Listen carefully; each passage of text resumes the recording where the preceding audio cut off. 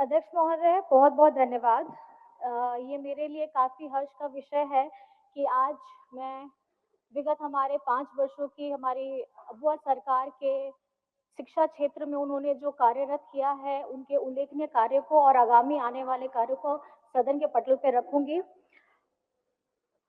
अध्यक्ष महोदय, भारत का संविधान प्रारंभ होता है एक पंक्ति से, हम भारत के लोग।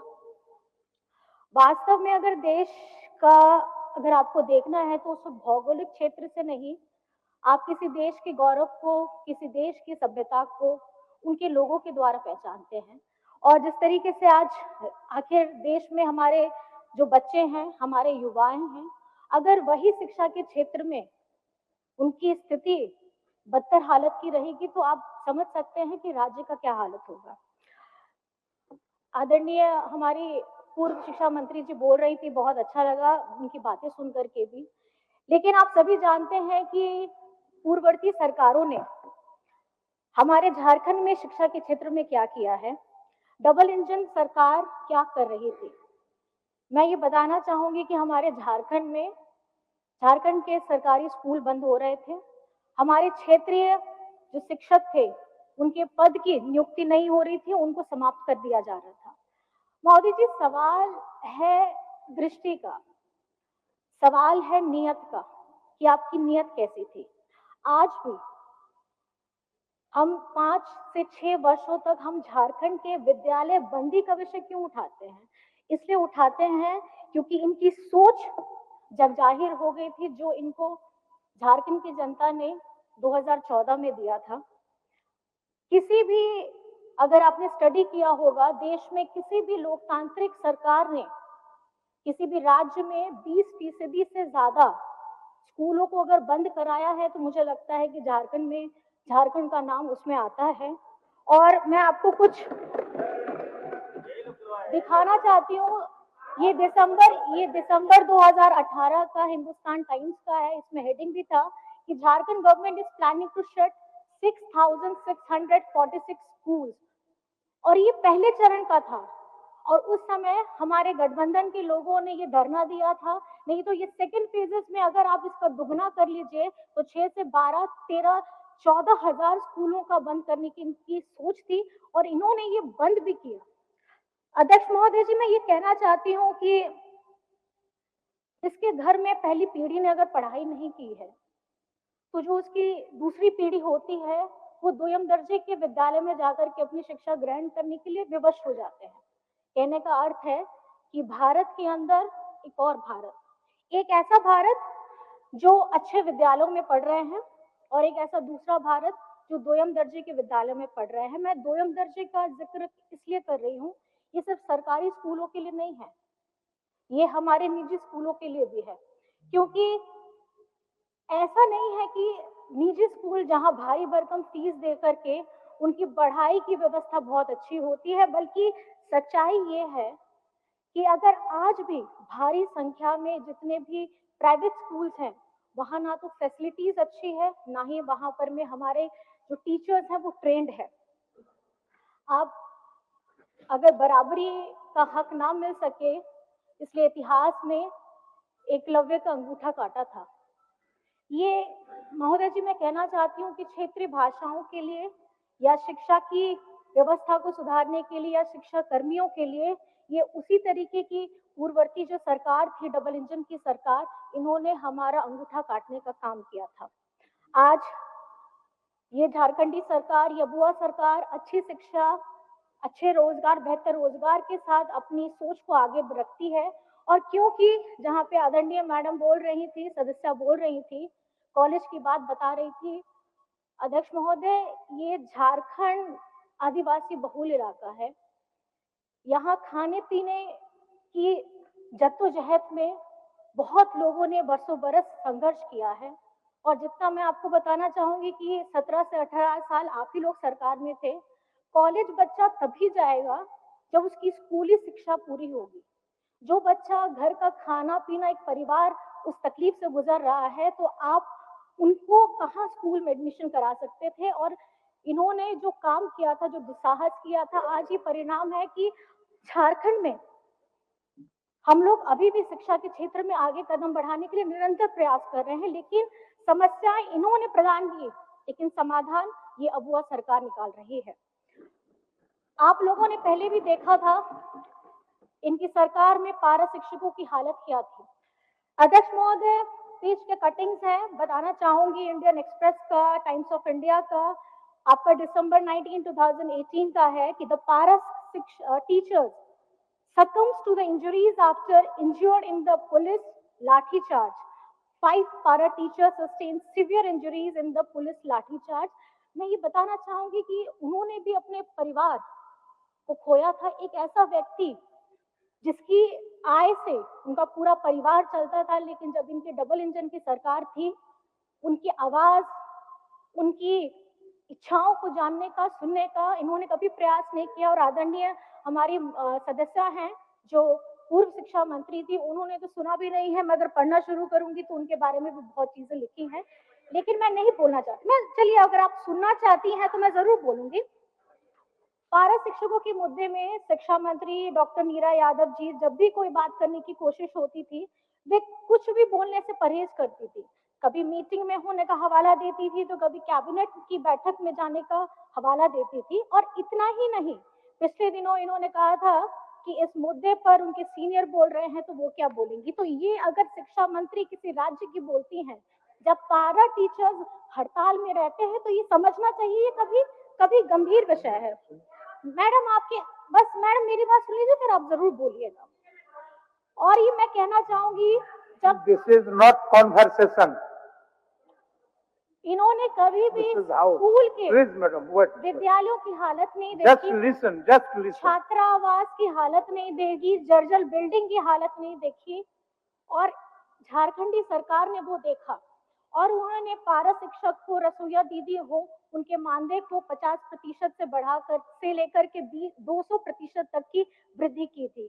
आज कक्षा 1 में से लेकर के उच्च शिक्षा के लिए जितने भी हमारे विद्यार्थी हैं, उनको छात्रवृत्ति 3 गुना दी जा रही है। और बच्चों को, जैसे आप सभी को ज्ञात है, आज हम बच्चों को साइकिल दे रहे हैं।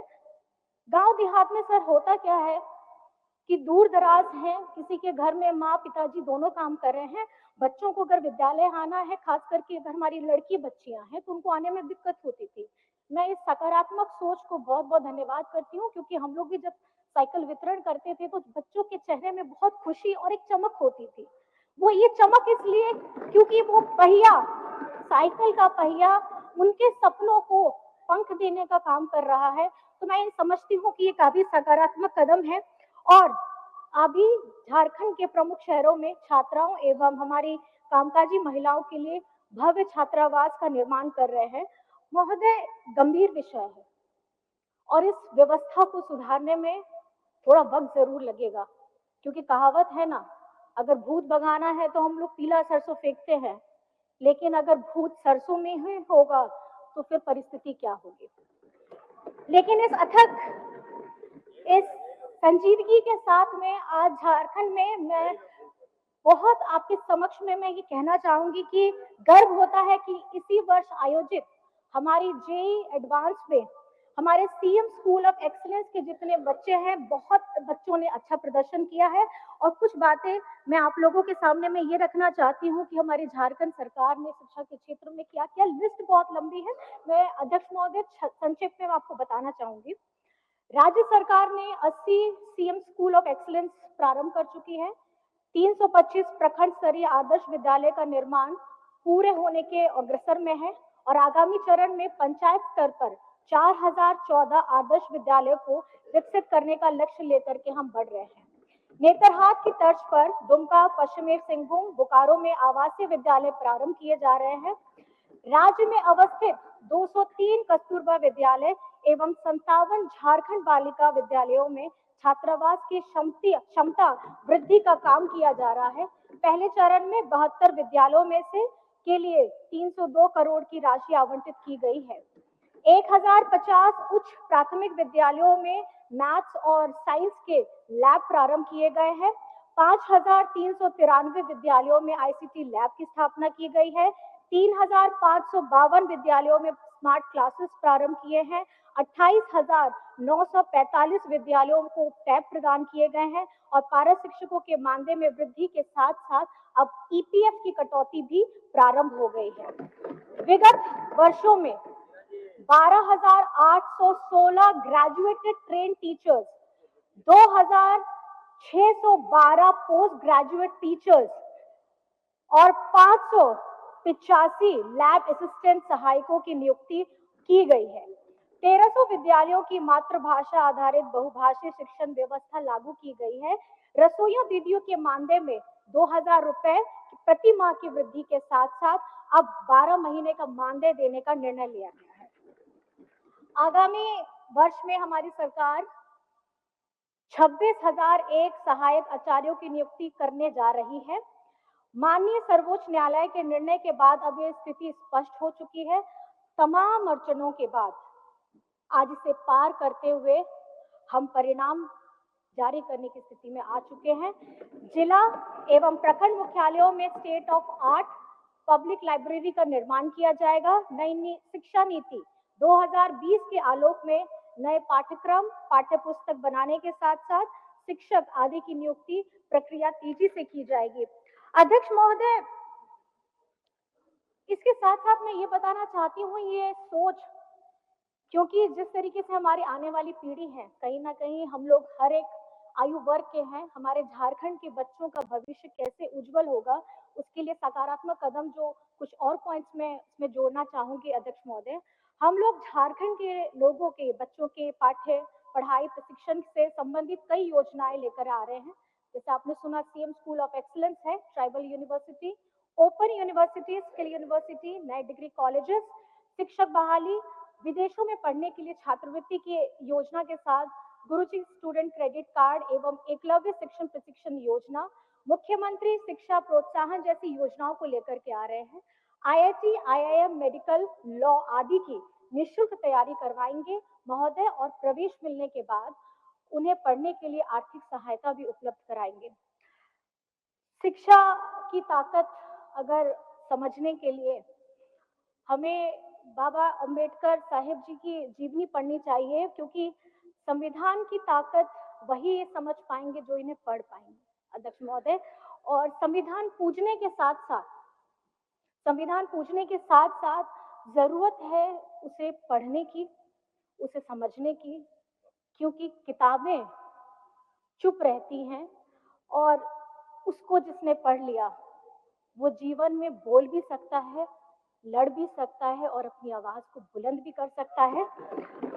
अंत में मैं बस ये कहना चाहूंगी अध्यक्ष महोदय, मैं माननीय वित्त मंत्री राधाकृष्ण किशोर सर को, हमारे शिक्षा मंत्री रामदास सोरेन जी के साथ सुदीव्य कुमार सोनू जी को और राज्य के मुख्यमंत्री हेमंत सोरेन जी को इस बजट में खास करके शिक्षा के क्षेत्र में 12% से ज्यादा का बजट देने के लिए मैं बहुत बहुत धन्यवाद करना चाहती हूँ, क्योंकि उन्होंने समझा है अगर झारखंड का भविष्य आने वाला, उन्होंने समझ लिया है 25-50 वर्षों के लिए अगर काम करना है तो अभी से काम करना होगा और इसकी शुरुआत हमने पिछले 5 वर्षों में कर दी है। अपनी इन्हीं बातों के साथ मैं अपनी वाणी को विराम देती हूँ और अध्यक्ष महोदय, आपने जो मुझे समय दिया यहाँ बोलने के लिए, आपका भी बहुत बहुत धन्यवाद है।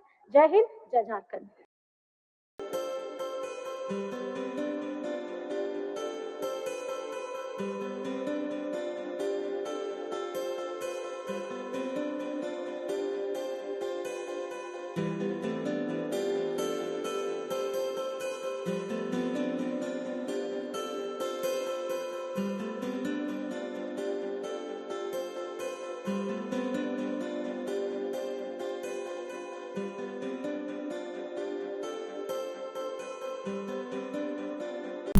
Thank you.